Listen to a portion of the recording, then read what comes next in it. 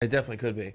But then of course I went Saturday and I caught like 7 fish off of it, but I don't think there was one keeper, which is like great. Right. So I struggled. I struggled to catch keepers up in the rocks, and I caught some keepers there in the week before practicing. But the day of the tournament, I mean, I probably caught in the first hour and a half of the tournament. I probably caught 15 fish and 2 keepers. yeah. Paul says he just hooked up his live scope today. He's going to go out and test it. Oh, Conowingo is the spot to Yeah, go I- test your live scope. Yeah, for sure. So I wasn't seeing a lot of fish on LiveScope, but when I was talking to Kevin, like he's fishing the break, like over here, and I'm just kind of going around him, and I'm just sitting there just kind of BSing with him, and I'm turning my LiveScope around. I was like, oh, there's one, and then I threw out to it, and I watched my Ned rig go down, and I felt dope, and like I picked up, and there was nothing there. I was like, I guess he didn't have it. No, he was just swimming off with it because then I felt dope. And I'm like, oh. And then I set the hook and I lost it. That was like the only fish that I saw on live scope up there. It was crazy. I've been catching. You know what? I catch more. I catch more flathead. I've caught so many flatheads this year. It's ridiculous. Oh, On live scope, it's Not true. insane. the one offshore spot, it was pretty cool. And surprisingly, I didn't catch either one of them. But I was fishing an offshore rock pile, and I threw my drop shot out, and it starts sinking down, and I see two smallmouths just come off the bottom. I mean, just rocketed up to it. That was pretty cool. They didn't bite it. No, they did not. That's crazy. They come up to it so fast and they stop, and it's like, what are you doing? Like, man. It And doesn't make usually any 9 sense. times out of 10, if 2 of them come up like that, one of them will eat it. Right, just for the competition aspect. Yeah. So I was really surprised that I didn't catch one of those, but it was pretty. It was also a lot of the fishing that I was doing. It was really hard to use live scope because Yes. of the wind. Oh yeah, my live scope transducer was coming out of the water anywhere on the main lake. Mine wasn't coming out of the water. I have a 52-inch trolling motor, so Yes, I do not. I could keep mine in the water. It's just I having to turn my motor so much to stay in position that it was really hard to like Yeah, that's lock one it of the on. downfalls with the scope. Well, what do you think about the poles that these guys are putting on now? So they To me, have it's their- just too much. Like, so I get the point and all, but that's just too much. the only one that I really like, I don't want it. Like I stand on my trolling motor all the time, and I don't want to have to 90. For the 10% of the time that I'm fishing on spot lock, I don't want an extra thing because I don't want to have to move my live scope and then move my trolling motor. And you kind of have to use both feet Right. to do that. However, the Humminbird one is the intriguing. the target lock. Target lock. Yeah. Because you can set it to move with your trolling motor, or you can set it to, it has a couple of different settings. You can set it to like independent. You can set it to move with your trolling motor, or you can actually lock it onto something, and Right. it will using GPS. It will stay turned. Like if your boat moves, it'll stay locked onto that Right. like brush pile or whatever you're fishing. So here's a random question: how much does a cover for the Garmin 10 SV cost? Oh, did you lose one? I blew off yesterday, and I was not about to stop and get it because it was at the beginning of the tournament. Dude, you can get covers off like Amazon that are supposed to fit those for pretty cheap, I believe. Yeah, I don't think Okay. much. Yeah. Cool. I gotta go and check and confirm the model number for it and make sure. Should be I'm gonna good. say You probably, Honestly, I you think should- you have the same one I do, right? The You one should at 3SV. probably look I into think those so. bungee straps that you can buy for telling them. well, where that's you I put had a the- bungee on it, but the bungee had slipped off to the right, so it wasn't in the middle. That's and then, funny. right. Yeah. I've never had one blow Did off. it blow off while you were driving or while you're running? While I was running, Yeah, I don't ever leave my covers on when I'm running. really. Yeah, if I'm driving, like I've never had a problem with it while I was driving, but I've never ran with my covers on. But I feel like when you're driving, your truck's blocking a lot of that wind. Yeah. I did when have you're my running. entire 93 SV come off at 65 miles an hour. The whole thing. I remember that. Yeah. I did one of these. I was on plane and I saw it bounce like this, and I jumped out of the seat while the boat was still in gear and going, and just bear just jumped on top of it and like bear hugged it on the front deck, and like the kill switch is still going, and like the boat's still in gear. But you have a hot foot, right? Yeah.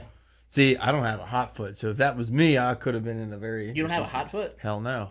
Wow. Nope. I didn't know they still made boats without them. Well, it's a I 2000. can't fit a hot. You don't foot like in hot my foots? boat. So it's not that I don't like it, because my first bass boat had a hot foot and I liked it, but this one the Ranger didn't, and at this point I'm so used to it. It's Yeah. like I don't really. I don't I'm think not I gonna could ever have one lie. without I one. like the hand thing, but Does your boat gonna have a hot foot, the Ranger?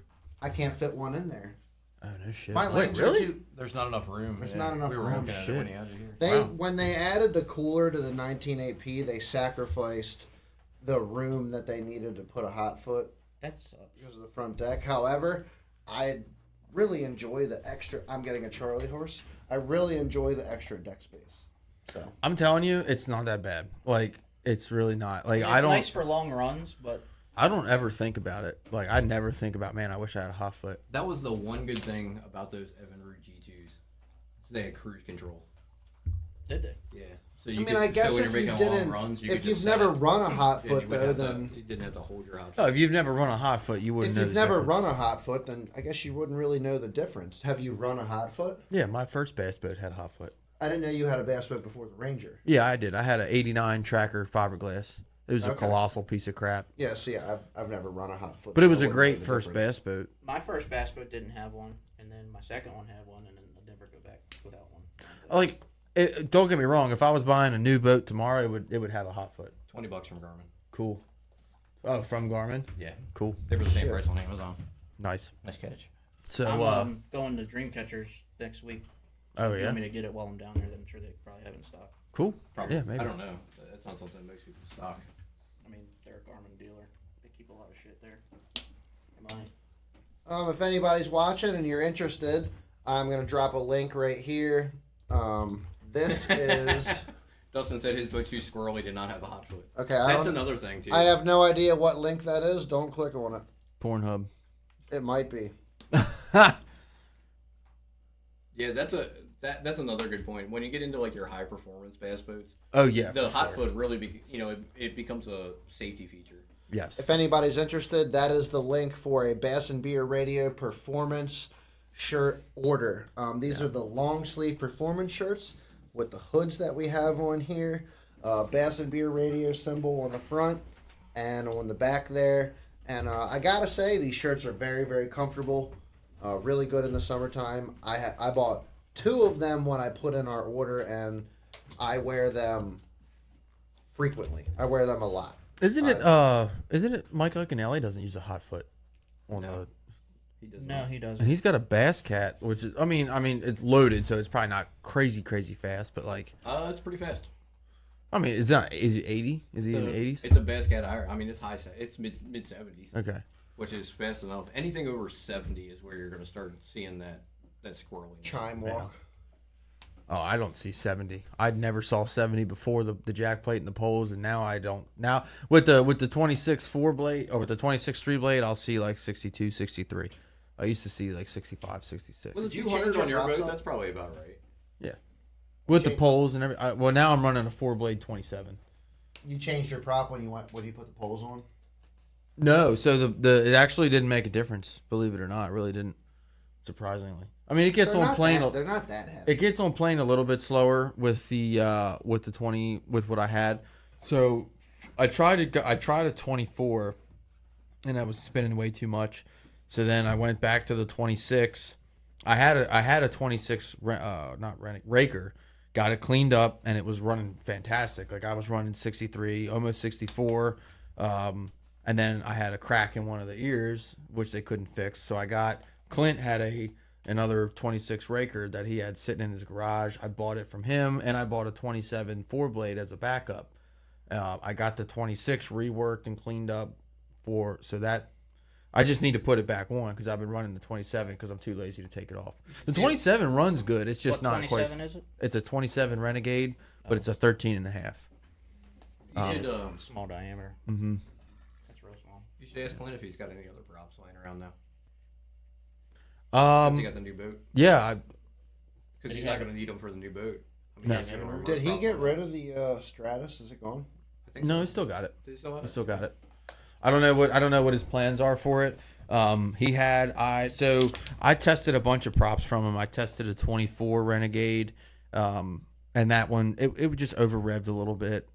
So the other thing is too is the smaller the diameter of the prop. I didn't know this. They come with like a plastic insert that goes in your lower unit to keep it from cavitating from exhaust gas. It's because to go a smaller diameter, the barrel itself is smaller. Exactly. You talking about the little plastic things that are around? No, it's a ring. It's a Yeah. what they call it is It's a a blowout blowout ring. ring. Mm-hmm. What are you doing, Mr. Bubbers? It just keeps the exhaust from coming out around the prop. Yep.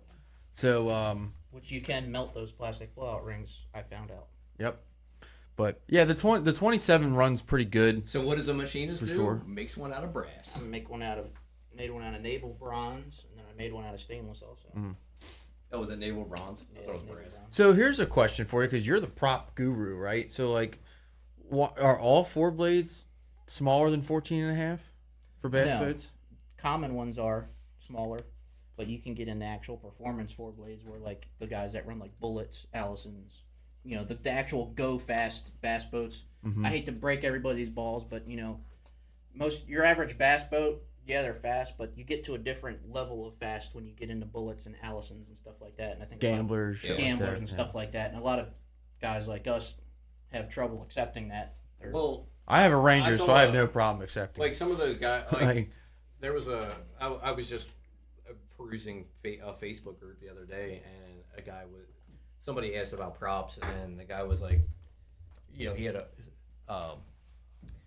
it was actually a champion. Somebody had put a 300. Hey, what's up, 300 Tracy? Merc on a champion, and the guy was like, yeah, I had a 300. I had a 300 Merc, the Merc Racing. Yeah, On his 300R. mullet. 300R. Yeah, he was turning a 32 pitch prop. holy shit. I've never even heard of that. Yeah, so you get some of these guys, like Chris Bailey, the guy from CB Marine, who unfortunately just passed away about a month ago in an airplane accident. He was the guy who had that Triton that went 120 something with the supercharged SHO on it. And the Triton, TR, was it 19 or was it TR 20? I think it was a 20. Yeah. If I remember right. Well, That's He insane. had a 200 SHO with the It Nisbro might have been a supercharger. 21 because the 21s are a little faster. I want to say it was a 19 or a 20. So the motor was all hopped up though. It was just a Yeah. regular old SHO with a supercharger on it. 'Cause you So hopped up. I mean, yeah, I guess it's hopped up. It's not fully That's built. fast or as shit. Where did he run that? nothing. He was from Mississippi, so they get those like long bayous and stuff like that, where it's like you know. They run Damn. from Could you mountains. imagine the chime walk on that thing? He was running like a 34 performer prop when he did that. I know they did which is like a custom made to order prop, if I'm not Wow. mistaken. There was a back in the day, like in the 90s, a champion made they made a setup on a 221 and it had two 250s on it. to break a record on the Mississippi River. They And put two had- 250s on They the had back two of the 250s champion. on the back of a champion. How did it even float? It was There- it was a boat's- 221. It was a 22.5 foot boat. I That don't boat is even- still wow. around because I see Wow. somebody has it in Texas on one of those lakes in Texas. A and somebody posts 221. pictures of Never it. even. I didn't even know that Yeah. hull was around. I They was have a- aware with the 203, the 206, and the 210. They made Imagine so they made a two 250s hanging off the back of So it. these That's would have insane. these would have been 90s. They had in the early 2000s. So they had a 221, which was 22 feet 1 inches, and then they had a 223 after that, which was 22.3. Interesting. Which Wow. would have, That they is made a that freaking until aircraft carrier. Yeah, I think that's they a made the big boat. 223 until 2003. You could land a freaking aircraft carrier. On Yeah, that. they're huge and they're narrow. They're huge. They're like super long and narrow and will handle any water you can throw at them. Right. Just Yeah, that's steer the- right through it. That's the thing with the Rangers. It's just so wide, They're man. big, heavy. I mean, they're big, narrow, heavy boats, and they will cut through anything. Right. But yes, to go They're pretty back cool to, boats. go back to your question about the a 4-blade. Generally, yes, and when you go to a 4-blade from a 3-blade, the diameter does normally get smaller on your average prop line. Like you go from a What you kind of have to do. Which, yes, you do have to do. And, like, the way my boat is set up right now, when I put a 25 trophy on it, I'm on the rev limiter at quarter trim. Now, if I put a 25 Tempest on it, can't it'll even be turn at, it. I can turn, like, 5,900 with a light load. Mm. Same pitch, but you're also losing in 3/4 of an inch in diameter, I think, is the difference between a trophy and a Tempest, if I'm not mistaken. 15 and a quarter to 14 and a half, right? Yeah. See, I've never run anything bigger than 14 and a half. No, because I've heard the bigger it is, the slower it is too. what I would do It really there's so many factors when it comes into this because just the shape of a hull and a pad Yes. And a prop to pad can change all those numbers. So like a prop that runs amazing on my boat, I could put on your boat, which is similar in size, 19 and a half, Right. 200, and it could be a complete dog on yours. Right. Just because of the shape of the Just hull. because of the shape. There's So so what- many more factors. What when it you comes should into do this. is try expanding out from the Evinrude props, because generally on those Evinrudes the Merc props run better. Tom Todd, who has the Javelin, he's got the same motor that you have. Right. He runs a trophy, and he runs a 26 trophy on his. Now, granted, that Javelin hull is fast, so it's going to spin a bigger Those prop. javelins boogie. They- I mean, his they his boogie. boat with a 200 run before he put a power pole on it, and when that motor was new, it would run low 70s with 200. I mean, we were doing like, I think we were doing from Aquia to Mattawoman one day, because we kind of like mistimed our like when we had to leave at 69 miles an hour the whole way with two people, full live wells. Yeah, the fastest I ever had that Ranger was 67 by myself, and that was before poles. If I get 55 out of mine when it comes back, I'll be stoked. Yeah, 55 is good. I mean, I run Yeah. if I'm by myself, I run 57. If I don't have a fucked up prop, I can run 58, 59. In perfect conditions, I've done 76 by myself, late load. How fast do you think we would? How fast do you think we were going to Anna? Because at Anna, I felt like we were going so fast at Anna. So it's funny once you Like hit upper 60s. once you hit Yeah. 60 miles an hour, you feel like you're going so much faster. Dude, Like you're than you just actually like, are. Especially I was just like tucked, just like looking down at the carpet because it was just like So my boat is boat really was just loud. I had rolling that- out. I had that exhaust tuner on it, so my boat's extra loud when it's on plane because there's not as much exhaust going through the prop as there is coming out up above it now. So Okay. it does seem a lot louder. You know, when it's louder, you're going to feel like you're going faster too. I mean, I really don't think we went that fast that weekend. Maybe. dude, I'm not used to 65. I'm also not used to being on boats that go that fast. Yeah. Yeah. I was maybe. going really fast till I wasn't. we did Tony, the first time I got on Tony's boat and he hit it, I shit myself. Now, to be Dude, fair, so my new first lower time that I unit's a was- Magnum, not a Lightning. Because the lower I blew had a low water pickup, Yeah, it and had it that was low a water pickup. smaller diameter. So I think that made more of a difference in the poles than the jack Thinner- plate. Yes, thinner that's aluminum too. got a big factor with it right there, because I guarantee you the gear ratio is different in that also. A Well, lot of it's people also- don't realize that the gear ratios in your lower unit can also play a huge factor in your prop performance. Yep. They use thinner aluminum too, Yeah. so I mean, it's a lot lighter. I mean, like I said, there's so many factors when it comes to getting the most out of your performance of your boat. Because- it's lighter, it's not as it's not as thick, Right. so it's more You know, hydrodynamic. If you have if you're dragging this much material through the water opposed to this much material, Oh, It's yeah. a huge difference. and Yep. then a performance one, obviously, it's going to have a nose cone to it, so it's naturally it's going to cut water even better. Yep. Then Yeah. you're going to be able to raise that motor higher because you have a lower water pickup. Yep. So the first Mr. Bass tournament that I ever fished, it was like the first year that I was in a club. So this was like 10 years ago. I got paired with Paul Getka, who has a Bass Cat Cougar, and we launched out of Dundee, and we did 75 the entire way to the flats. It was like flat calm. I mean, he's wide open the whole way. He doesn't have a passenger console. My neck hurt by the time we got to the flats from having to hold my head forward because the air is hitting you right in the face. Yeah. So by the time we got to the flats, my neck was stiff. I mean, granted, we got there in like 20 minutes. Y'all probably got first dibs. I'll tell Hey, you what's that. up, Greg? We What's passed a happening, couple Greg? Greg, were- how did you do last we night? were the last I think boat to Greg, launch, so- Greg and Scott brought in 2 fish, I think. I can't remember think they what dumped they them. were. I think he said he dumped them. Did they let them go? Okay. Yeah, we did not get first dibs because we were the last boat to launch. Has anyone here ever ridden in a Gambler? Ridden have in not. one? No. Nope. I've had plenty of opportunities to ride in CJ's. Did you ever One of hear these days I'm gonna anything do it. back from that? You ought to get it. No. He's got a run in it right now. You ought to ride in now. Oh, yeah, he's up in New York right now. Yeah, he's probably on. He might be on his way now. It's got a Band-Aid on it right now that he had some issues with trim bushings and it chewed up some other stuff. Does this have trim tabs? Yeah, his has trim tabs. I don't know what model he has. It's the 21-foot one though. It's the big one. 2100. 2100. 2100 with a 250 SHO on it. Mm. He's still trying to get the prop dialed in, and he's been 84. It's not a new one, right? True. No, it's not a new one. It's an old one. It's one of the older ones. Yeah, you It's got like it. a mid What was the- 2000s. what was It's the very issue? clean, very clean. I bet. The throttle wasn't adjusted right. Is that what it ends up being the issue? Yeah, Like, the throttle linkage wasn't adjusted. he wasn't right, getting so wide he wasn't open. getting full throttle. Oh shit! So he wasn't even full throttle, getting 84. no, Yeah. no. No, He was only once- getting like high. He was 60s. getting like high 60s, and he was like, "This something's not right." And I'm like, "Something stupid got overlooked when they put because it before he got the boat, it had a Mercury on it, and the guy who had it that he bought it from switched the Mercury out for the SHO, and then immediately sold it to him." So seems I like was that like, "There's stuff. got to be something silly that's gotten overlooked in the process." And sure enough, it just the throttle linkage wasn't adjusted properly, and he was only getting like 60% throttle, and it was still going upper 60s. Holy shit! Those boats are fast. I think that's like, in my opinion, that's like the ultimate fishability and go fast combination is the Yeah. Gambler. I 'Cause- will say that the new Allison line of actual tournament bass boats, they're actually pretty well rigged up. They don't look like the older Allisons where they were just, this with the narrow, back seats. teeny tiny Yeah, hull.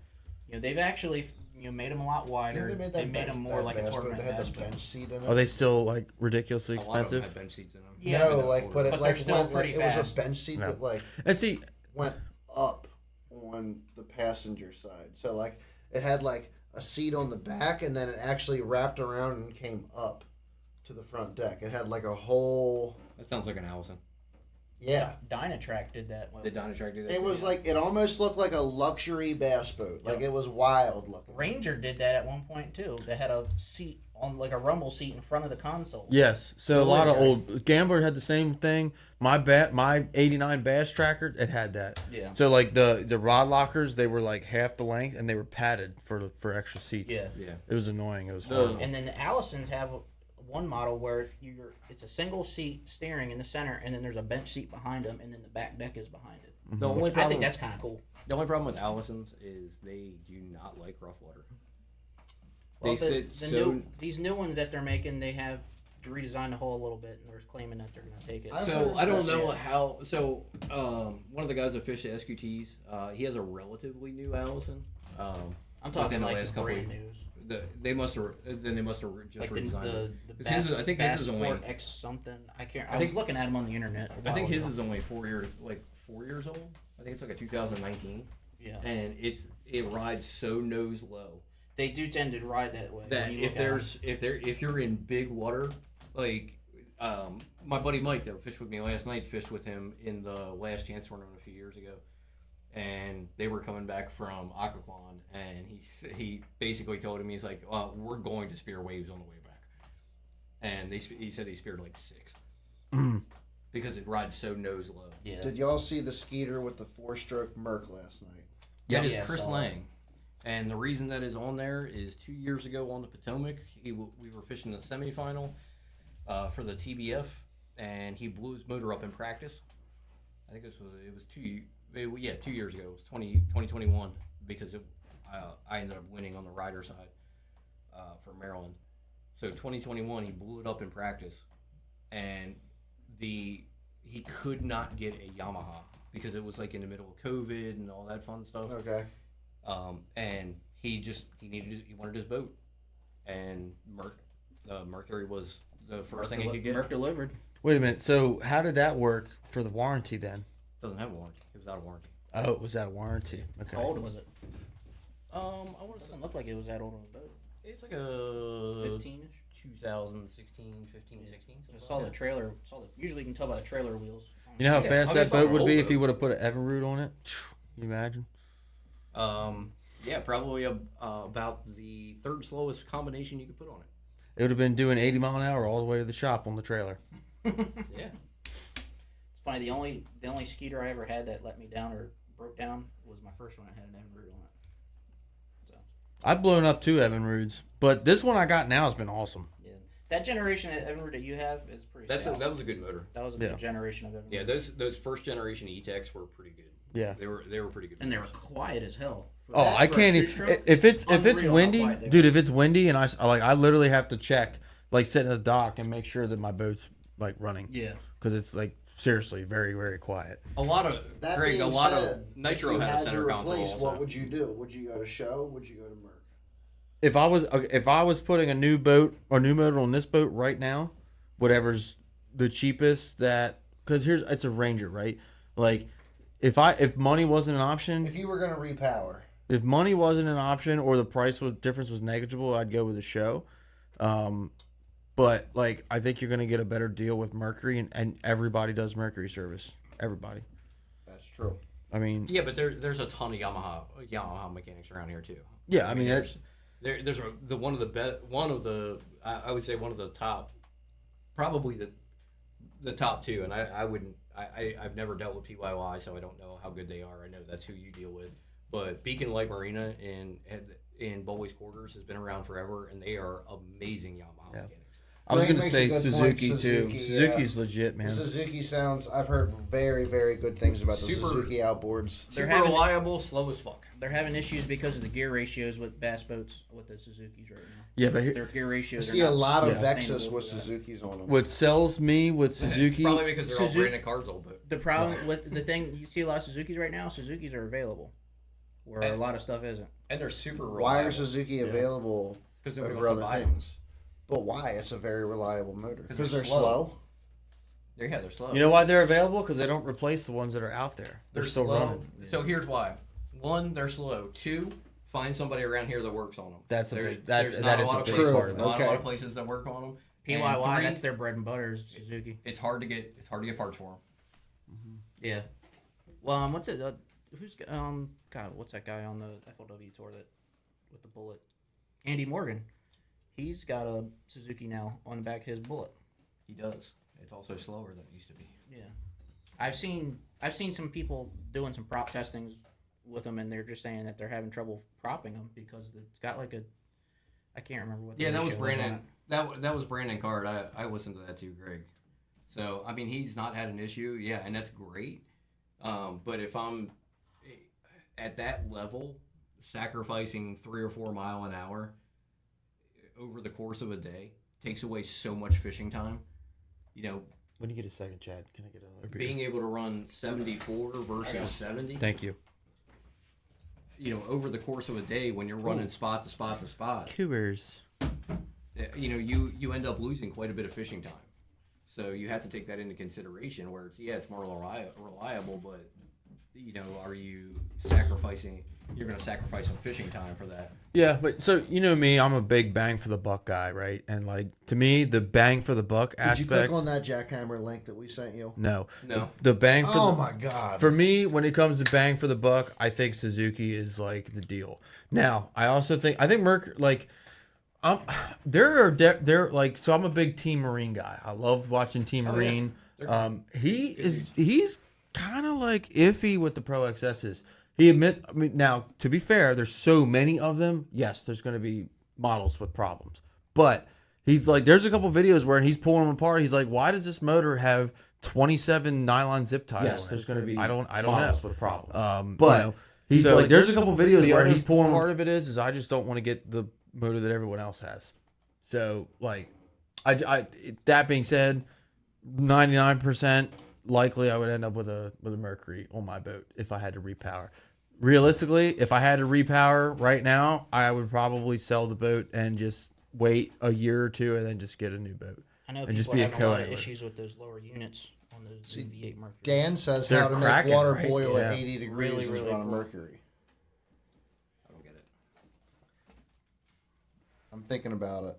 And Greg, not all pros run 80, but I'm not talking about an 80. I'm talking about the difference between like 70 and 70. Mercury is definitely the most popular motor out there right now. Oh God, yeah. Does Bass Pro own them? 110%. So Greg says the Merc lower is trash, and the Merc lower is not. It's not that the Merc lower is trash. It's just if you hit something, your lower unit's gone because they're designed that way. Because it's designed to pull the fucking lower unit. Like the entire thing. The will case come is- off? Yeah, the case is designed to break. Yeah, they're all sitting at the mouth of the Bush River. Yeah, right on Lego Point. Yep. Well, another thing that the new V8 Mercs have had issues with is the casting on the aluminum is farly too soft. They don't run that great. What are you And- talking about? These guys that run them on these high performance hulls where they're keeping the prop out of the water when there's surface applications on the prop's causing so much heat and it's literally melting the aluminum skeg off. Really? High 60s for what, Greg? Because I guarantee you that everyone on tour that's running a 721 Phoenix is running well over 70 miles an hour With a Merc 250. with a Merc 250. I mean, your Rangers might be running in the high 60s, but like, yes, the Phoenix, like the fast boats. Okay, so like, let's start this while Greg is responding. Your fastest boat right now that is okay. So we'll say not an Allison because they're obviously the fastest hull, right? You're gonna build your fastest boat right now that you want fishability. What's the combo? What motor and why? Bullet. Unlimited funding. Yeah, money's not an option. Now, and that means the motor can be any.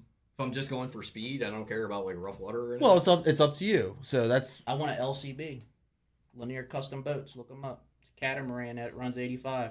Is that the one with the twin 300s? No, singles. You can put a single 250 on it and it runs 85 total loaded catamaran. Fully flat sea deck. Me and Chris, I can't remember. I always forget his last name. The guy. I've never heard of him. The guy I'm that curious. fished with Ron last night. Chris.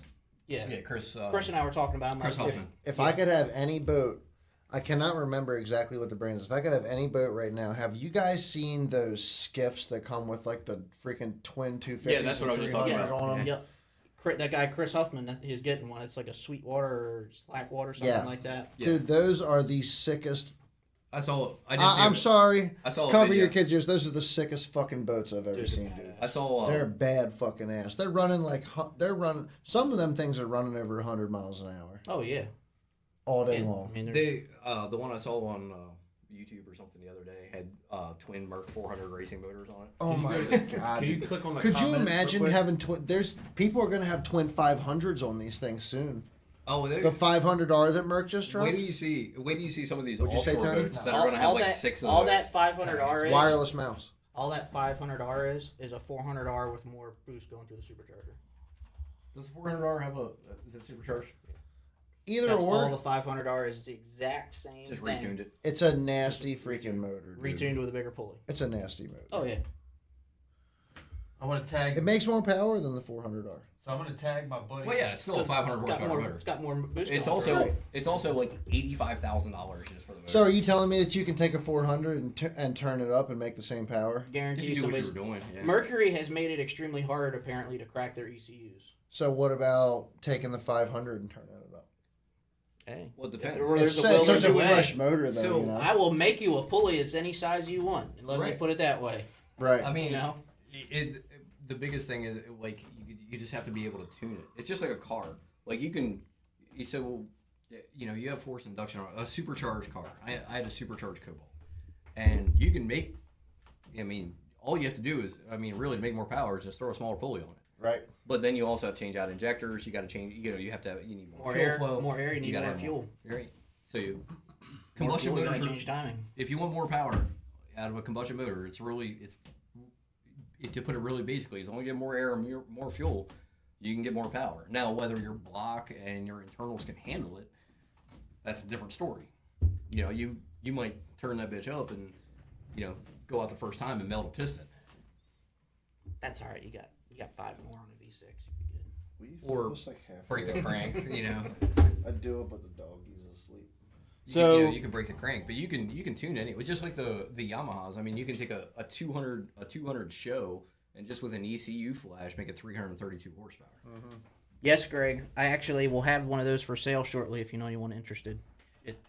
It's pretty well built up. Those Merc 2.5s are the nastiest motors I have ever heard. Well, see, So- and those were Thank great. you. And those today, Good 30 some years later, still sell for almost as much as a brand new freaking Was that the EFI or Dude, the carb? Pro XS. They the carb- sound the like carb. the gnarliest freaking motors Yes. I've ever heard. Carb. It's and that offshore midsection that they run on. Didn't they Like- spin like 8,000 RPMs or Yeah. something ridiculous? Carb motors are Wow. the easiest to tune power. I mean, you can't maybe not be able to get as much power out of them, but they're so easy to. I mean, because they're so simply built. That's what I was gonna say. If I was gonna do my setup, it would be a 2100 Gambler with a 2.5 Merc, because it has the fishing platform to fish as good as any other I am bass not boat. putting a but 2.5. it's gonna I am run. not It's putting just the reliability is just not there. No, I would do And I the would do fuel an economy. I would do the LCB. I'd do the LCB with a supercharged SHO on it. I'd get You the guys, SHO. you would probably shit if you with the saw how Nismo much gas my supercharger boat on it. burns.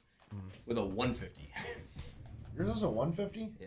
Oh, dude, thought you said those 200 on those that. 2.5s were ridiculous on fuel, man. Yeah, they will eat. You know what else? Like, people don't realize that, like, the old OMC Evinrudes had a V8 300, like a V8 two-stroke 300. The Like- not the fast strike. What was it called? What series was that? That's what I was. Greg, if you want to see a race engine for fishing, go talk to Joe Montoya in Hazard County Bassmaster. That's called the 300R. Nope, he has a 150 2.5 on an out on a He's got that 18 on an and a half Allison. foot Allison. Yeah. That runs almost 90 miles an hour. I've So always wanted to 150 put. Oh, Like, I've seen that guy It's red. before. Yeah, yeah, It's yeah. an older Allison, I've Yep. always wanted to put like 50 horse Yamaha carbs on and it's my a 30. it's a 150. What are you waiting for? You're talking right up my alley now with Yamaha Performance. I'm saying, okay, so let's talk about it though, because I've heard of people hopping up those 30 horsepower Yeah, people do it Yamahas a that lot. I have, They do it a lot. and I would be very interested in doing it. Like, I like projects like this. beer side of the conversation here, dead serious. I've looked into it a couple times. I don't know that much about it to make a purchase or anything, but So here it carburetors and Talk to that guy. I mean, literally, I'd go into the motor. Swap and your hop it carb, up pull your head off, Yeah. get the head milled, right? You're gonna have to run 93 in it on 30. on a 30. Take your lower unit, you would take your power head off and get your exhaust tuner out of there and hack it off. Just straight hack it off. Just hack it in half. That's all. That's all that exhaust tuner housing, that the performance ones. They're the same things as stock ones. They're just cut. They're just literally half the size. That's There's nothing more to them. And then you got a machine. I'll do it.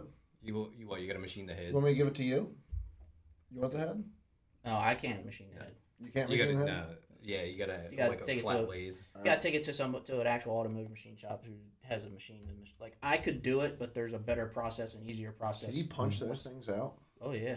I think it's just over There's a- 200, Greg. There's a I was reading about that. If the I other put day. an aluminum platform pretty in the sick. front There's of my people boat and who- then did motor work to that freaking John boat, that There's John boat people who would race roll the them. fuck out. Dude. there's classes that race 30 horsepower two strokes, 60 horsepower two strokes. Those and are they gutted go like 10-foot John bad-asses, boats. Though. like Do you ever see the? like a single velocity stack sticking straight out the front of it You ever for, see for the? air intake. You ever see those John boat races in Australia? yes, Yeah, that's that's what the I'm guys talking that's about. the guys Where that they That's got what I'm the- talking about. they But got the it's guy like on the- the guy on the it's front. like a gutted 10 or 12-foot John boat And with there's a a souped rope. up 30 to 40 horsepower. There's a on rope it. in the front of it, and there's a guy in the front that holds onto the rope for weight distribution as he's turning. And Yeah. Hold on to it's the like rope. Those guys are holding on. They're holding on to the gunnels. Those dudes are hanging they're- over the boat, dude. Yeah. Right. Like they work There's like his rally neighbor. car guys, where like he's guiding them and he's telling them which way to lean as he's freaking throttle man. It's Yeah, it's just like crazy Greg to said, you watch. say watch the dinghy Yeah. racing. The The dinghy dinghy racing racing is is sick. legit, dude. It is Yeah. sick as shit. It's so sick. Here's a stupid question. Dude, I feel like I imagine doing a dinghy race through Joppa. Oh my god, that would be so. I do much it on the fun. Ranger all the time. Dude, Like, the canals and stuff would be perfect. That's Yeah. what I'm Setting saying. it up like that. That's what I'm saying. Imagine blowing in a Hit the dinghy little like a cut 12 through. foot. You know what would be 12-foot better? dinghy at like No 40 shit. miles an hour. It would be better if you Oh, like I've down hit that Eastern cut through Shore. wide That- open before, all the way in the back. That little yellow spoiler that I bought, the 15-foot spoiler with that built If I didn't- 2.5 on it, I would. it I would would be run it in awesome my boat. to do that on. But If the I- thing's been there like weren't so many 118 walls on miles that an flat. hour. I Like get if it. if that flat was just if that I flat do- was just. How I do fast it do you 'cause think I would don't that give make a your fuck. boat? I'm just like, I'll just get That another Merc one. Well, you'll be fine. Yeah. Like, Yeah. I think it would probably run Mine's 80. expensive. If I. That's a My lot. lower unit costs more than your motor. So Yes. Jesse is the guy that bought my old bass tracker from me, and he always, if you're still on, tell us the Probably story like or type it in the $3,000, comments. $4,000 for one of You used to them. talk about My running lower like range, over $3,000. 120 miles an hour or some in the middle of the night through Middle River and Well, it's the stuff. same. It's the Like, same lower with unit. an Evinrude V8 300. I mean, that's a sack All of balls those right motors there. have the same Yeah. same lower Like unit. So he's like the that's- go fast guru. That's what I call him. It's kind of gay. My kind of guy. Because Right I can there. like I could take Kevin's lower unit off of his boat and slap it onto mine, and it would work. I see the It's kinda funny. positives, but I also see the negatives to that. But at the same time, you start fucking with stuff. I mean, sorry. My It's word. Messing with it's stuff. okay. You Swear start for the messing night. with stuff. I've had You start enough beers messing for with the stuff? day. It's after 9 o'clock. You we're start good. messing with stuff, the reliability does kind of start to dwindle a little bit. Right. Well, yeah, because Absolutely. I mean, you got to think that parts in your motor aren't designed. Dude, You know, I say wanna- you got a 30 horsepower motor, those parts aren't designed to handle the pressures of 50 horsepower. I want to build that John boat just to be a channel runner in Joppa. Yeah. That's it. That's what it's for. It's a shallow water runner. I almost Period. kept that bass tracker that I sold last month to Snails because I was literally about That was to set clean it as up. shit, dude. That was a really nice boat. So he Jet got motor. it. I'm he got happy. it back. I'm happy for Snails on that. What's up, Jason? What's up, Jesse? Yeah, Jesse, tell us or type out the story or a mention of it when you told me you used to run like 100 mile an hour through Middle River or something with that. I think it was Evinrude 300 V8 or something. Overheated it, waited for it to cool down, and started up and did it the whole way back, or something. I don't know. 110 in a high stream Vetus. Yeah, so That sounds those, fast. those Yeah, little that's high fast. streams are boogieing. That's like, dude, I don't know, man. Like, see, for me, like, I cut it off at like the fastest boat that I'm gonna own, and I will own one day. Is Gambler. Like, I don't need a bullet. But that's a fast boat. Like, right. I mean, you're talking an Gambler, 80 mile. It's You're the talking an 80 it's a mile an hour boat. Lamborghini, in my The opinion. one thing It that I is. do not like about Gamblers, which honestly is kind of petty of me to not like, they have a very small back deck. I don't know if you've ever noticed. Yes, they do. It's like fishing off a 2x12. I've been told But, that before. but that's not my problem. Correct. Again, it's not your problem, but you know. All right, buddy. I have to go potty, so you have to get down. Yeah, they do have a very small. They have a very small back deck. They actually surprisingly handle rough water very, very well. Yes. For a fast boat, of the fast Of the boats, go fast boats, they handle rough water the best. Yeah, and that's kind of the reason why. That's kind of the reason why I like it is because I think those trim tabs probably have a lot. Well, to do yeah. with that too. It's the trim tabs and the way the hull's designed. So I was listening to I was listening to the owner of the new Gambler owner, Scotty G. yeah, and he said most boats, if you're running rough water, you got to trim down, and you want to cut through you're cutting through the waves with like a Champion or those deep V hulls like a Ranger. Right.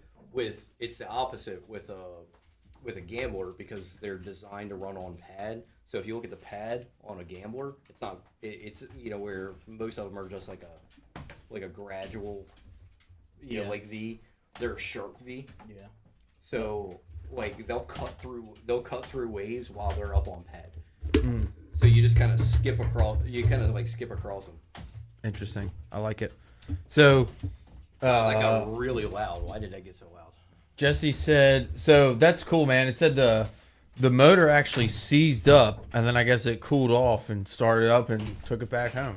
I did that with a 10 horsepower game fisher way back in the day, like when I first got into fishing. I had a 12-foot John boat. It was only rated for like a 3 horsepower motor on it. Well, I got on Craigslist. This is how far. Craigslist was still around, and I found this like 10 horsepower game fisher, and I went and bought it from this guy in Baltimore City of all places. And I put it on the back of it. I didn't check to make sure that the water pump was good. I pulled a plug out to make sure that it had spark and just threw it in and took it to the boat ramp and sent it. Well, I took off. I was on the Magathene. I went out towards Dobbins Island, and I got within eyesight of the island, and the thing just shut off. just locked up. Would not move. I'm like pulling on it. It would not move. I sat there for like 20 minutes, and I pulled on it again, and it was unlocked and spun. So I just like instantly like cut the tiller and just headed right back to the ramp. And that's what happened is it got so hot it just locked up, and then 20 minutes later it magically cooled off enough where it would spin over and built enough compression. And So what was There's plenty of heavy boats that suck in rough water. yeah? Just throwing that out. So what was the hot Evinrude motor? I mean, obviously the Merc 2.5, the Mariner 2.5. Like, what was the hot Evinrude motor that was fast back in the day? Oh, well, Was it the Intruder or the Fast Strike? fast strikes were the fast fast. strike, yeah. That's the one I was thinking of. The XP, Evinrude XP. Dude, that's what I had on my old John boat. That was a 60-degree looper, I think, or whatever the hell it was. Yeah, the older Those things could run forever. Like, they just wouldn't. I was at 89 on my. It was all original. That thing ran like a top. So I had a 92 Skeeter SD. It's a 15 foot 4 inches, and I had a 90 horsepower V4 looper Evinrude on it. And that thing, it was the weirdest because the motor, it was a V4, so it was huge. It was wide. It's Right. Hell for a 90 horsepower. Like all the rest of the 90 horsepowers in this class were just inline 3 cylinders, inline 4 cylinders. Right. And it was just such an awkwardly heavy motor compared to everything else. And it sat so low when I put that 90 horsepower in the back of it that I almost sunk that boat 2 times when I had somebody big fishing it on the back deck. So I had Mike Neary on the back deck of it, and we almost sunk it at Lake Anna. Because water was coming through the rub rails, and all of a sudden there's water pouring through the floor vents. And he's like, "Why is there water coming through your floor vent?" I'm like, I don't know. And I open up Fire it up. I open up the rear compartment, and the batteries are like literally an eighth of an inch from being underwater. Terry, start the car. Terry, start the car. I had that Put it in happen. reverse, You have a Terry. float- Put it in reverse, you Terry. have a float on the Goddamn. bilge? No, I didn't man. have a float. I didn't have an automatic bilge back then. Oh, Oh, So needless Jesus. to say, the rest of the weekend, I fished off the back of my own boat for the rest of the weekend, so we didn't sink it. So, Jesus. the reason I have an automatic bilge in my boat now is I was fishing a tournament with Rob Steiner out on the flats. You know, Rob's a big guy, so my boat's a little lower in the back. It's before I had lithium, so you know it's a champion too. So they sit low in the back, and the wind's just blowing, and we're fishing like one grass patch, and I have my power poles down with the ass of my boat to the facing into the wind, Right. and I looked back and there's water coming up out of the floor vent, and it was from the waves coming over the back of the boat, and it had filled my boat up to when I opened my bilge, you know, my gas tanks come all, you know, pretty much to the top of my, you know, my back compartment. The water was this far from the top of my gas tanks. Wow. Yeah, that was no fun. So now I have an automatic bilge. Yeah, my automatic bilge went up on me the other day, so I had to pull the pumps out for the Raptors and fix that because that was like absolutely a priority. To be fair, though, I had the same thing, you know, fishing in the wind like that with water coming over the back with my automatic bilge pump, and it was coming over the back of my boat so fast that the automatic bilge couldn't keep up with it. Wow. Damn. Just fishing in nasty weather. So Jesse says the CCC. Different marketing strategies. I don't know what the CCC is. I have no idea. Yeah, like I said, I was not much of a Evinrude, not really much of an Evinrude knowledgeable guy. I thought it was the XPs that were fast. Is it the Fast Strike, the XP? Now, what was the Johnson? The Johnson was the GT, right? It was basically the same Yeah. thing. Yeah. What about those gray, the Johnsons that came out right at the end of OMC, the gray ones? Those were supposed to be pretty mean because they were carb. They were like the last carb motor that ever came on the market. Yeah, right? that was the one that was available in replacement of the A replacement of the Ficht. Of the Ficht. Like you could Yes. get, like if you had an option. Like I know when Tom Todd bought his Javelin when he bought it brand new, he had the choice between a 200 Ficht or the 225 Johnson. Interesting. Comes over in the back. Nice. high five. Very nice. Very nice. Very nice. Yep. So As long as it doesn't sting the nostril hairs. dude, that XP was like a good motor, man. That thing like sounded like it might. that XP wasn't a bad motor. The problem with that boat is it was my first boat ever, and I didn't really know what I was doing, which is for a first boat's like pretty much what you want. So I fished out of that thing for like I don't know, a year, not even a year before I was like, yeah, this ain't gonna cut it. But I mean, it was a great first boat. It actually it would move. I mean, I think I saw like maybe 58, 59 on it with a 4-blade, with the 18-foot boat with a 150. So it was pretty much just as fast as what I got now. But that boat was rough. Like that boat was rough. Like it was like dangerous. I remember one time I was sitting at the dock, and my buddy has a dock at Deep Creek, and we're sitting in there, and I'm sitting in the boat tying up, and I felt like my ass was wet for no reason. I'm like, what the fuck? I look over the back deck, and there's like just a little film of water coming over. I'm like, holy shit, what the fuck? And it was because all the boat wakes had just been pounding on it, and it like wiggled the plug out of the boat. So I literally had a spare plug, and I went swimming and put it in and bilged it all out. My funniest plug story. I was fishing with my buddy Randy. We went over to Piney Run, and Piney Run, it's all it's electric trolling motor only. But you can take a regular bass boat in there. You just have to keep the motor out of the water. So like he backs in, and I'm holding it at the dock. I'm sitting on the dock, and I have my feet, in the bottom of the boat, holding it against the dock. And there are 3 fine ladies sunbathing in bikinis up there. Paul is very distracted. So Randy walks back down because it's kind of it's a little bit of a walk to get back down From the lot down from the yeah. lot, and he walks back down and he goes, "Dude, what's that water?"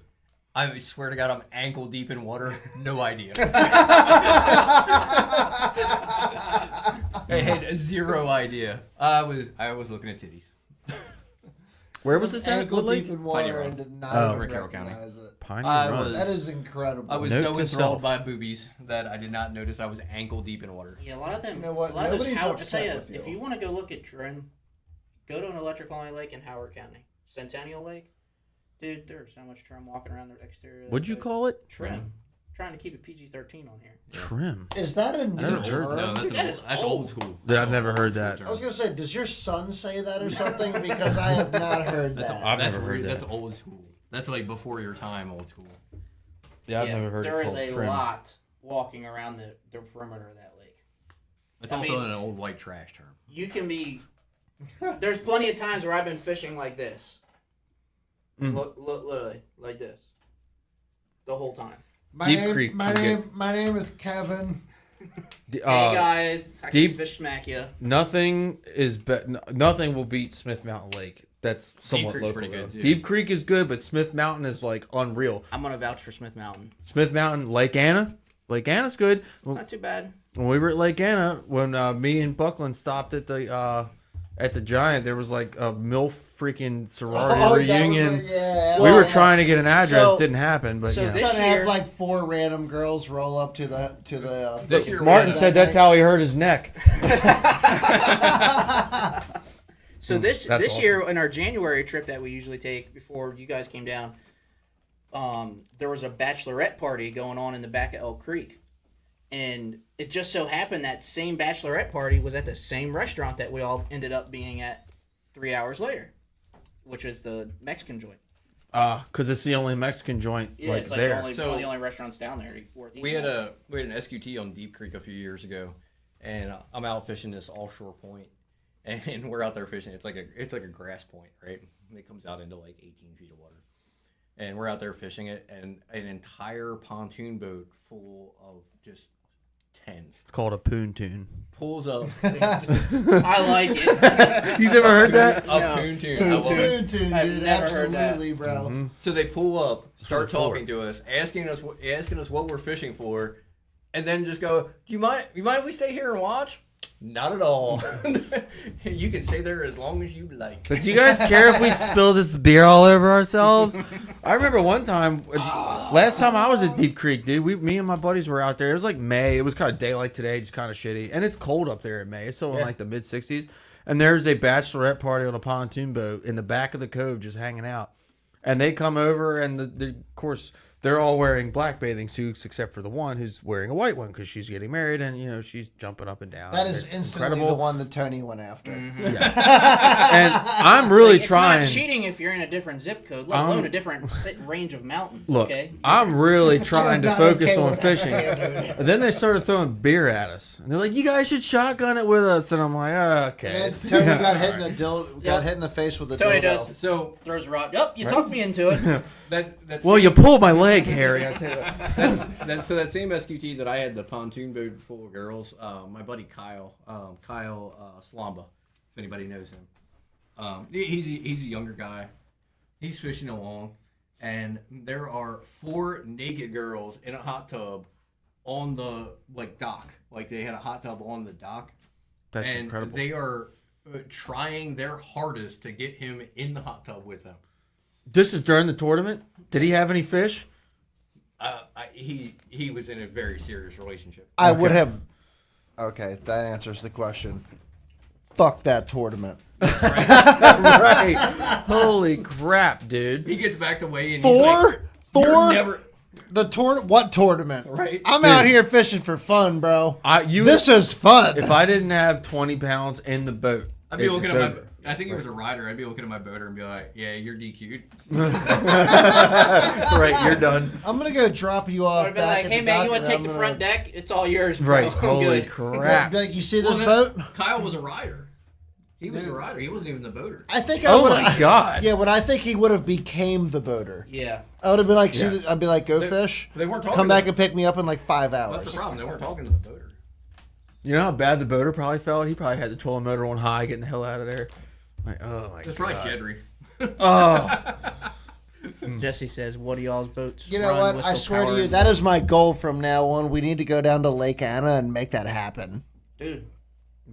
Cold side's really not that we far, gotta dude. well, It's Both not. sides aren't far. It's the same. It's distance. not. if we can hit the hot side in like a warmer time, I can It tell makes you it harder. the warm side in a warmer time, the fishing does suck a little bit. I'm not talking about fishing. Yeah, true.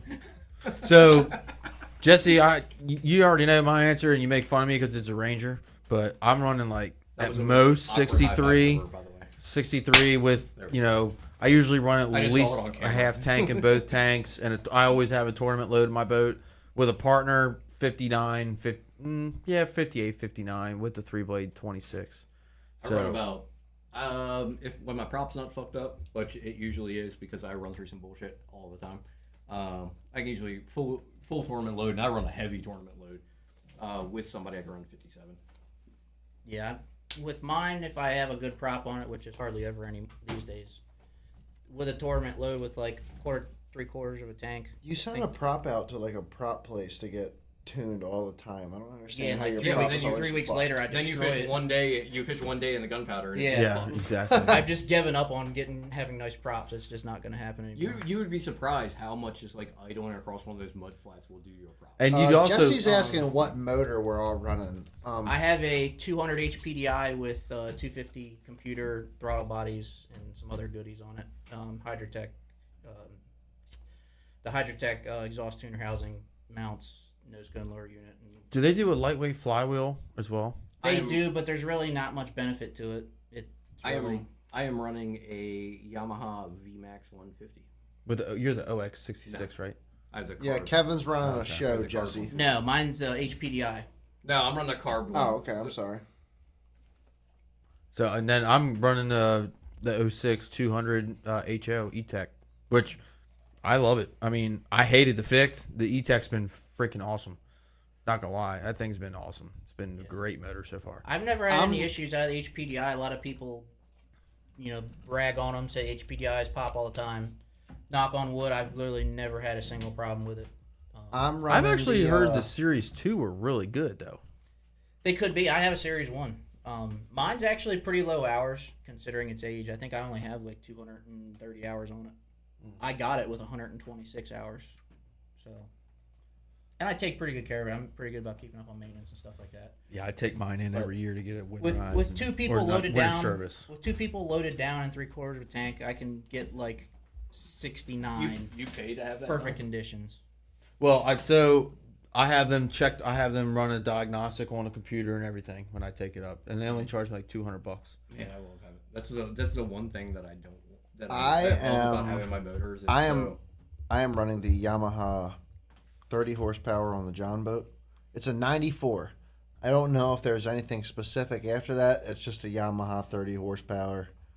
Obviously a carbureted motor. I don't know what the specifics of it are. Yeah, it might be a FS, 30 horsepower FS. Well, tell them about the Ranger because you got the Yeah. 150 Pro. And XS on then, that. well, to go into the second one, I have a, it is now going to be a 2023 Ranger 19.8P with a 2021 Merc Pro XS 150 on it. So those are the 2 motors that I am running. Yeah, Jesse, I'm actually selling my boat and getting the new boat I'm getting has SHO, so I'll probably be looking at doing the Flash with either a Niz Pro or a Hydrotech. I'm pretty loyal to the guys at Hydrotech. Are you looking at that boat? Yeah, I'm Yeah. gonna be. Buck's buddy's got some interest in mine, so I've got a couple other people that Okay. are interested in it. So the conversation we were having earlier before you got on was we were talking about like the new 4-strokes and which one is the best, and I think I'm picking a show over anything. I kind of agree with you. I think the show in terms of performance, Suzuki in terms of reliability, but I'm not gonna lie. The Merc, just because of the sound it makes when it starts up. the I just Mercury, sat Oh, on I my mean, the Mercuries You know do what? sound badass. Those V8 Mercuries sound do. badass. when They I do. start 'em up. I'll get them that. But Isn't at the it- end of the day, I still can't get over the fact that it's a Mercury. I'm sorry, I just can't. You just don't like I Mercury? just don't like Mercuries. Had a bad experience or just I had a Mercury on a John boat. It was a pain in the ass, and I just don't like Mercuries. I To feel like all my friends that have Mercuries, they're always having issues with them. Like when they don't want it to happen, it happens. Like we'll go on a week long trip to a lake down south. 3 days in, his Pro See, I think- XS is messed up. I've Or had- his fuel system crashed because they Or the compressor. That's all. Yeah, Everyone like I know. dumb Everybody stuff. I know that's got a Pro XS 2-stroke's been through at least one compressor. I like feel me. Oh yeah, just change 12 filters once every 2 years and I feel like I've had keep more running the friends. crap out of it. I feel like I've had more friends with shows that have problems than Mercs. The early shows I mean, definitely The suck. early SHOs had a lot of issues with castings. They had Yes. they had a very narrow cooling it jacket. wasn't. So they had that. Can I get one, Kim? They had that thrust washer issue. That happened Replace more to tanks. Trishman. Say It again? happened to Replace some Trishman more tanks. and happened to my buddy Ron. I got nowhere to go tomorrow. Where the thrust washer would push up on the. It would push forward. It would like expand or something, and it would push forward on the shaft, and it would run your prop would like push forward into the shaft as well. Oh, they had a And it would- two-piece. They for some reason. Yeah, and it would like eat the lower unit up. Yeah, so for some odd reason, Yamaha thought it was a good idea to go back to using a two-piece thrust washer, which they tried on the HPDIs in the early years for like a year, and they realized it was a terrible idea. So they went back to it on the SHO, and the brass that they used was far too soft Yeah. to handle the pressure. And people were like, why did I take my boat out and I came back and my prop's loose? Well, I just retorque it. Well, no, like if You it keep was retorquing torqued it. before you started and now you came didn't back come an loose. hour later and it's loose, there's a bigger problem Yep. there. And people would keep on retorquing it and until there's really no thrust washer left. That happened to Trishman. That happened to Trishman at SQT. That happened to Ron a couple times. 3 times, I think. Ron went through 3 lower units with that. So they ended up going to back to a one-piece design. And then with Ron's new motor, his brand new show from Bodie's bought last year, it was his fucking trim motor went out. On a brand new boat. I mean, he'd had it for like 6 months. Brand new boat, trim motor went out. It was down for months waiting for parts. I know Yamaha during What, COVID. what was this? Which one? This was last year. I'm What just kind saying, of motor? Even since COVID, Show. Yamaha has been so behind on parts. Like when COVID hit, and I waited on a prop shaft for one of my lower units for Yamaha for 8 months during COVID. How many lowers do you have? A lot, 3, and Damn. So I got. Is 3 that, and 3/4. Talking I have to your one wait a mic left. minute. little bit So more. how many? So 3 you- and 3/4. Does that include the one on the boat? Yes. Okay, so I have 2, including the one on the boat. But my spare is a DEI, which is like No, the SEI. SEI. Yeah. Yeah. So So- I had an SEI on my last scooter, and I never had a problem with it. Really. They're hit or Never miss. had once had a problem with it. So I reached out to them when I was looking at lowers and stuff. Because by the way, a new lower from BRP is $7,000, Yes, they're which is very expensive. absolutely ridiculous. So I got a reman, of I think course. they're like $6,700 for an HPDI from Yamaha. It's If you can ridiculous. get it. 5,400. Is it When 54? was That's 5,400 insane. When I replaced mine. Well, that's for the older ones, like the HPDIs. No, it was for the. Wait a HPI. minute. 'Cause it was for the shows. The Okay, shows were 5,400. I think he's got a Yeah. speed. He said he's got Because we were- 17 spare lowers. because we were I was 17 spares. talking- How do and you this even do was that? The first lower unit that I put on, I was talking to the guy that I had it that I had the warranty replacement. Went through, and I was like, because mine was, I don't want to. Okay. He doesn't want to talk in your pink mic. It's pink. I don't like it. Well, you got to make it a little bit more clear. So, he said he told me the price of it, and it was covered by insurance, so I didn't care. But I was like, dang, it's a 20-year-old motor. It's $2,800 for a lower. And he's like, dude, you should see the shows. They're $5,400, and he pulled up the price on them. $5,400 for a show lower unit. That's insane, dude. That's Yeah, I know. ridiculous. I think it was like $6,800 for like installed and labor and stuff like that to do the swap. Because I had one covered under my first one that went out. I had covered under insurance, and they gave me a brand new OEM Yamaha lower unit. Yeah. This was pre-COVID, and it was like $6,800 after it was all said and done. Who was it that was just somebody had a? I was just talking to somebody who That was also a prop too, included in that $6,800. who took a now I boat to think Beacon about it. Light, and their insurance company was trying to have them fix the lower unit, and the guys at Beacon Light were like, "Yeah, no, we're not doing that." I can tell you, Might have been me. Boat US. No, they only do a Yamaha. Wow. Boat US has been the greatest insurance Bye, company Megan. I'd ever dealt with when it comes to repairs. So when the first time I busted up a lower unit, I hit Fox Ferry on Potomac. I don't You know are what not that the is. only person. It's up by. It's up by the spoils. So it's in between Blue Plains and Spoils. Off It's that a- point, It's a big rock. It's a. it used to be a ferry crossing for goats and crap to go across. So basically, it's just a big rock pile that's about 100 yards long, but and there's it's an, about this deep. there's an opening about as wide as this room that's like 10 feet from the shoreline that you can run through. Oh, you missed it? I missed it. And I I hit used it. to. I used to have a trail around the outside of it. You can go So- around the outside of it too. So I hit it and I bent the prop shaft, and I just figured, the insurance company would cover the prop shaft. Well, they're just like, yeah, we'll just get you a whole new lower unit. I had just signed up with Boat US Insurance, which is underwriter of Geico. They said, yeah, we'll just get you a whole new one, so that way you don't have any issues and you got a nice shiny lower unit on it. I was like, all right, cool.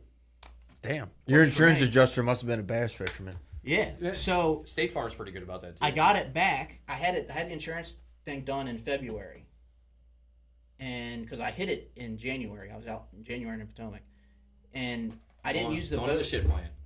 Yep, going ship plan. I Going to didn't the use ship the plan. boat again until March, and when I took it out, I noticed the exhaust was really loud. So I took it back to the shop, and they said, "Yeah, you got some leaking going on in your midsection.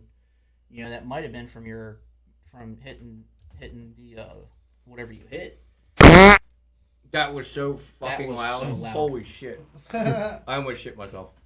So Oh, I didn't turn the sounds down. I turned the system down. That I was called all Boat on. US back, and they said, "Yeah, just have them write Still up loud. an estimate, and Better. we'll cut you another check." No questions asked. They didn't even want to see damage or nothing. They said, "Yeah, we'll just cut you another Shit. check." No questions asked. So they cut me another check for $2,600 for them to pull the power head off and replace the gaskets. And when they did that is when I had them do the solid motor mounts from Hydrotech Damn. and the exhaust tuner. We did that in my fucking garage. What? Pull the power heads off. We didn't pull the power head off. We pulled the heads off. Pull the heads off. The heads are easy. Yeah, heads are easy. I'm talking about the whole entire power head off the motor. That requires like an engine Like- hoist and shit. Basically, Yeah. where the midsection starts, Cherry picker. lifting the whole entire thing. Or block and tackle and a rafter that you trust. Yeah. Yeah, that works too. I'd do it. I'd do it myself too, but you know what? I make enough money where I don't have time to mess with that crap anymore. I just Dude, do it I don't. anyway. I'll be the first one to tell you. No, I he used, just has to mesh with my crap. Yeah. I do. I'll pay. That's what I'm saying. I make I'll- enough money my too, boat- but at the same time, I would rather help my friends out and stuff too. My boat has literally been at the shop when that happened. It was at the shop getting worked on, and I went to Paul's house and helped him diagnose something that was going on with his boat. Like I just don't even like Is that working when on it my own was stuff overheating? anymore. What's that? Was that when I was overheating? No. That was when it before was that. idling really low. I think Yeah, we had some kind of issue going on. I don't know. we took the carbs apart and cleaned the carbs. What out. was your It's the overheating VMAX. issue? There was buildup in the water jackets. Which I also had So the we same pulled problem. me and Chad pulled the heads off and cleaned all the water jackets out. And it's So been fine ever since. It did overheat the other night on Tuesday when I ran down to Dundee. I think it overheated. I can't tell if it. So if there's the same alarm for overheat or low oil, and I think it was throwing a low oil alarm. I think I got a bouble in the line because it was I was bouncing all over which the is a place. good possibility. My exhaust. Remember, I melted that hub a couple weeks ago. Yeah. And come to find out that the exhaust tuner, the whole ports in the exhaust tuner were full of sediment and salt Right. built up. So I took a piece of drill rod and put a drill bit in the end of it, and took the lower unit off and took that rod and shoved it up in there and cleaned the hole out. And then they were clear after that and haven't had an issue with it overheating since. I'll be completely honest with you. I like my trucks, vehicles, stuff like that. All the maintenance myself. Evinrude, not a bolt. Not Motor- a bolt comes off. Motor's a motor. Like it is, but like, dude, there's so much computerized crap on that E-Tech. It's like, oh my god. Like and honestly, it's been running good. So when something in the rare event that I ever do, like I don't even. The only thing I do with that is like lower unit oil, like services, filters. I don't even do it. Yeah. I don't care, because you're right. It's like I'm at the point now where I make a good enough of a living to just take it up. I take it up to Reading every year and do it, and I don't have to worry about it.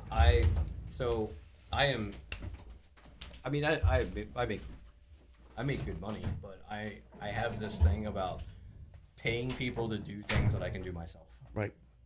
I used to. It makes me feel, it kind of makes me feel lazy, like, and I don't like that, and I feel it's like a waste of money. Like for something that might take an hour of my time. Like, why I'm not gonna pay somebody $150 an hour to do that. Right.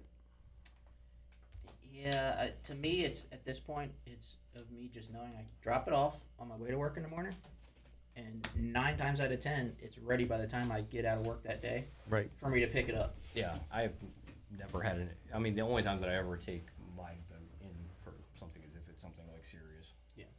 No, I mean PYY Marine, they literally Like the two times I've blown it up. I call them and tell them, hey, I got this problem. They have me in like within a day or two, and I drop it off at 5 a.m. in the morning on my way to work, and it's pretty much ready for me when I get off work at 2:30. Like they take great care of me. Yeah. I have zero complaints with them. I've had really good luck with Reading Boat Works. It's just a little bit of a drive, but like everything that I've ever taken up there, they've been like lickety split in and out. Like when I got the poles and the jack plate and everything done and the clean power, all that stuff installed, I dropped it off the day before I left to go to Fort Lee for a month. And literally the day I came back, they were like, "Yep, you just come get it. Here's your invoice, this, that, and the other."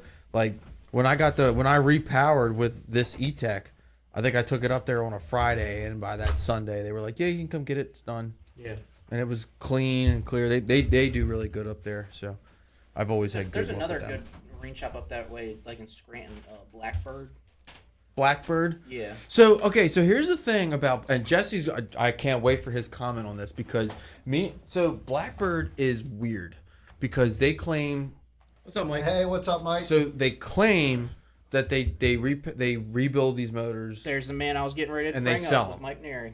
So I know a guy in my club who bought a motor from Blackbird, and I was the first person to go out with him on his boat, and I was like, oh my god, because if you look at the Google reviews of Blackbird, are horrible. yeah. They're Last year, horrible.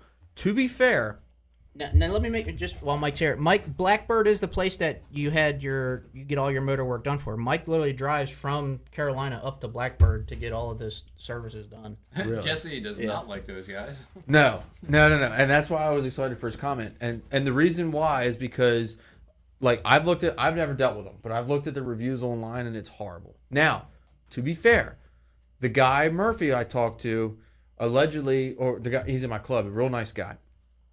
He bought a Pro XS. No, he bought an Optimax 225 to put on his TR21. Paid the money for it, warranty, this, that, and the other.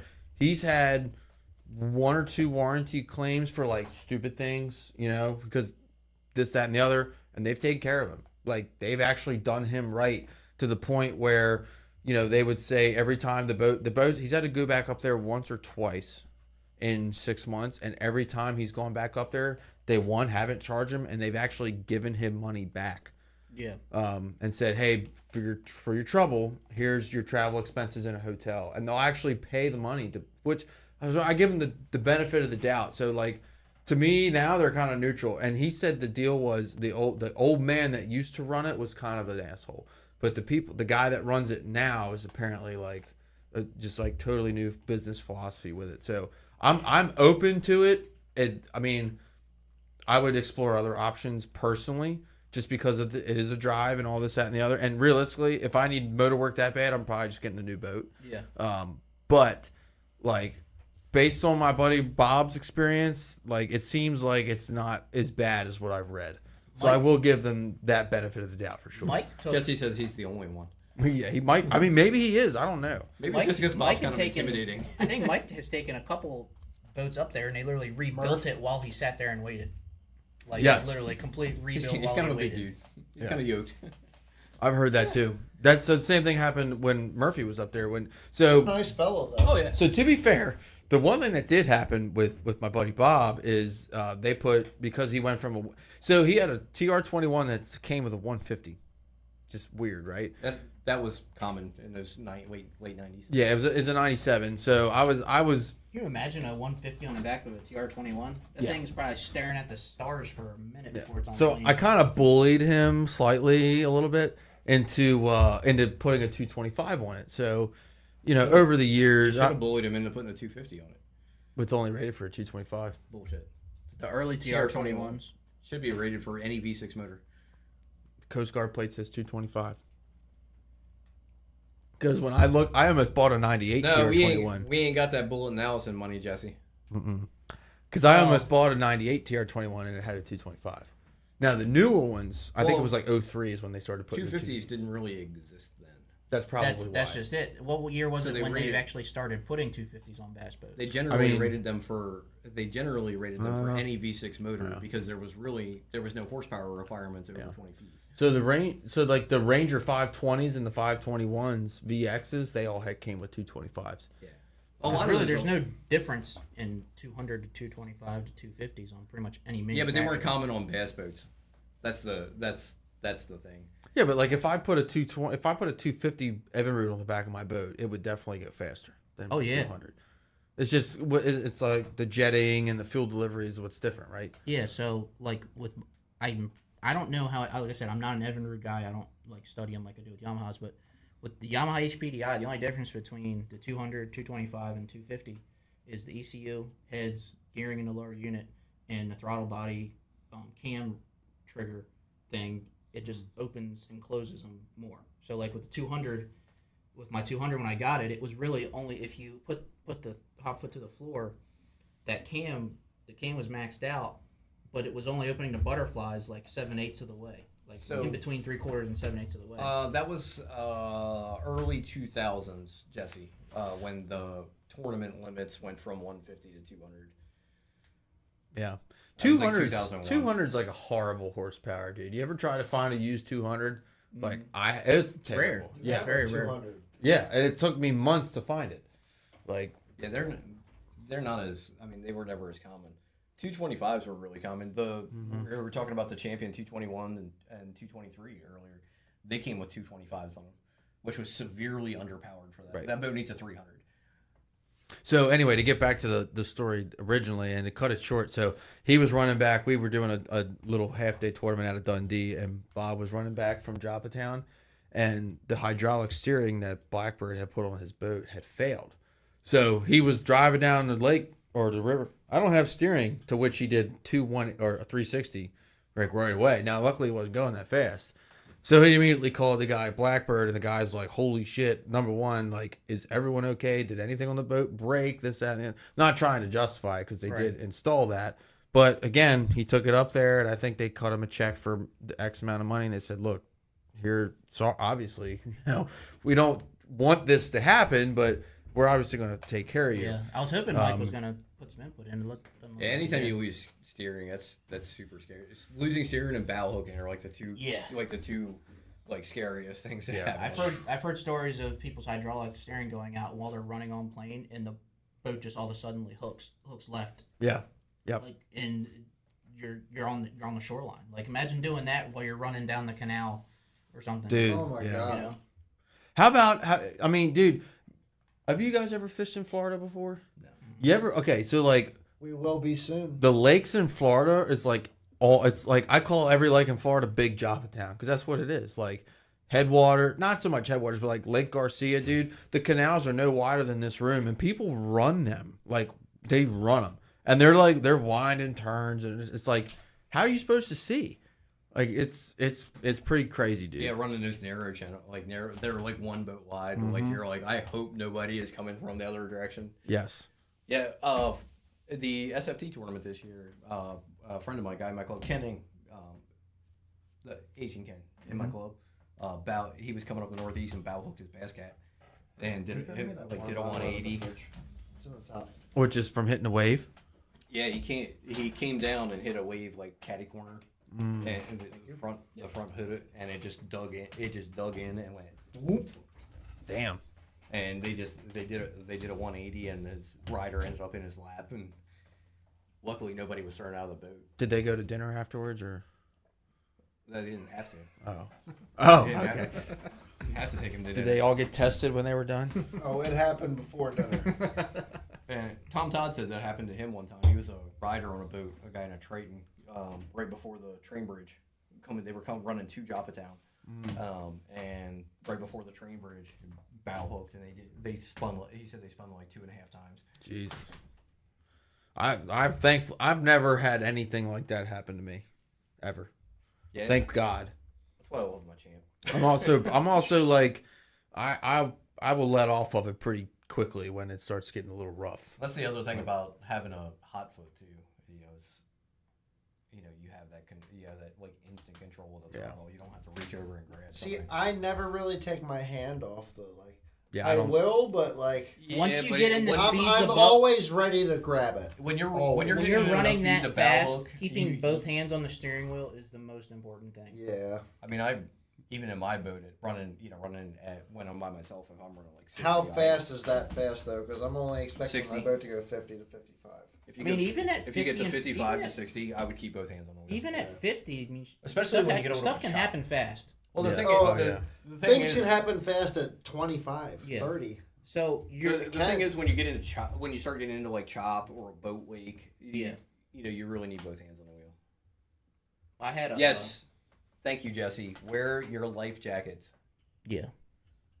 Some people don't take that serious. Jesse, we Preferably- got to get you to call into the show sometime, bro. I'd love to have you call in. regular flotation device or Yeah. at least like an automatic. I need to get I really want to get a hydrostatic Mustang. You don't have one? No, You should definitely buy one. I mean I have an automatic. You I see don't that? trust that. Where is it? I have it's over there. I have a Bass Pro Shops inflatable that is a automatic and a pool. Yeah, I have But my like two dad of them. got And they me, blow and them up all the I time. left it in the bottom of my boat one day, Yeah, if they get any and kind of moisture, it went off when I got moisture in it. That's why I want the hydrostatic. Yeah, But all it is You a can little you bobbin. can replace it. I just have Yeah. it. It's So I like bought one from $36 for the replacement kit, and it's just the bobbin. All it is it's a little pin, cornstarch. Right. and it's something that disintegrates like Cornstarch. really quickly. They use Cornstarch. cornstarch. Yeah. Let me ask you So this when question. when it gets wet, then the pressure from the spring pushes the pin up through the CO2 cartridge. That's wild. So They're not the hydrostatics are better. They're not cheap, but they're good. They're Can't good to put a have. price- I will say, So my I, Not you put a gave me price that on your Life Vest life. yesterday, the Yeah. Mustang. I wore it from point A. I wore it until the time that I got in my truck and left at 11 p.m. that night. They're comfortable. It was that comfortable Yeah. that Yeah. it did not bother me that I was wearing You it. cannot put At a all. at the end of the day. You can't put a price on your life. Like Yeah. I don't see how Yeah. people can cheap out with life jackets. Yeah. The I do it No. $6.99 at a time. The hydro.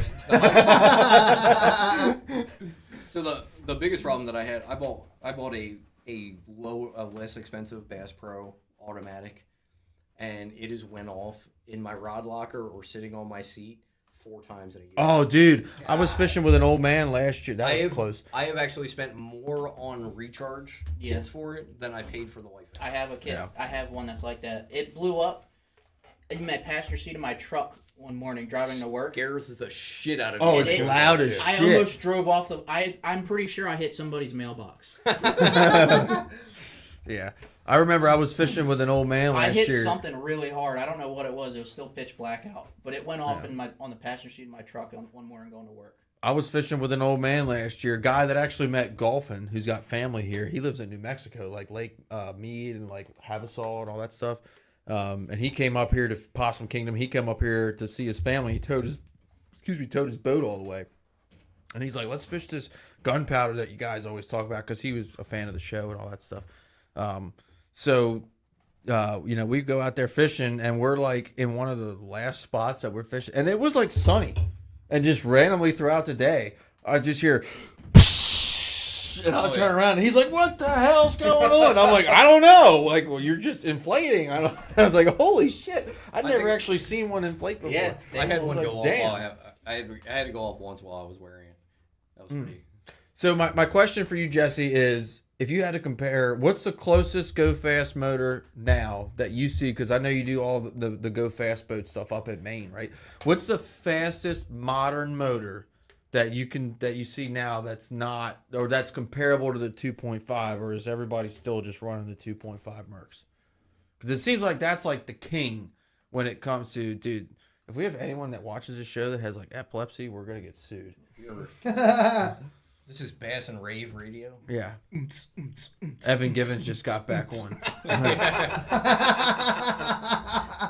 It's getting tie-dye in here. I've never owned one of those life jackets. You guys have seen mine. They're pretty beat up. I mean, I found mine in the back corner of my garage, and they still float, so I still wear them. I mean, you you said- really can't go wrong with like your traditional style. traditional life jacket? Life vest. it's gonna float you. it might be a And you don't have to worry about. I mean, there's no concern about it failing. You know, if you go into the water.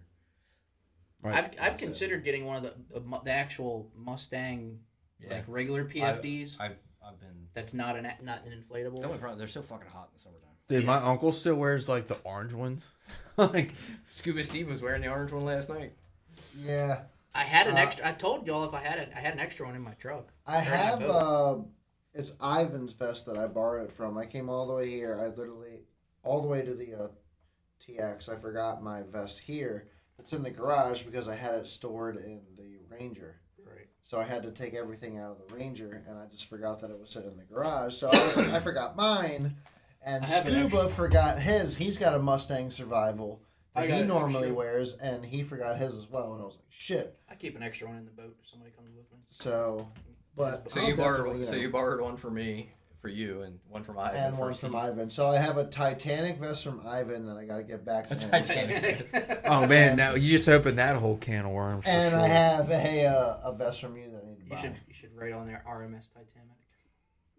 Dude. Oh my god, we have to talk about that. We It's have to getting talk late, about that. boys. I know. Y'all forget I got a 40-minute ride home. Yep.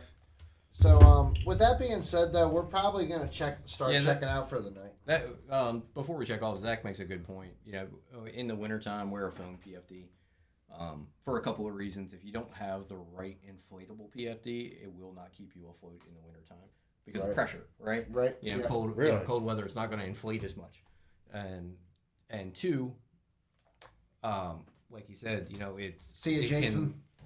it actually insulates you some. Lay So it like Yeah. like a Yeah. regular, it will insulate you Absolutely. some. Yep. So that's a really good point. Man, I just try put to my do that heated as well. jacket on. That son of a bitch heats me up good. I'm insulated. Yeah, except when you go in the water So and it shorts out. might not. It might not. It'll Yeah. keep you warm from shocking you. Yeah. Kevin doesn't have to worry about drowning. He's gonna get electrocuted. So before But, we check off, Yep. Yeah. Classic. That one was real.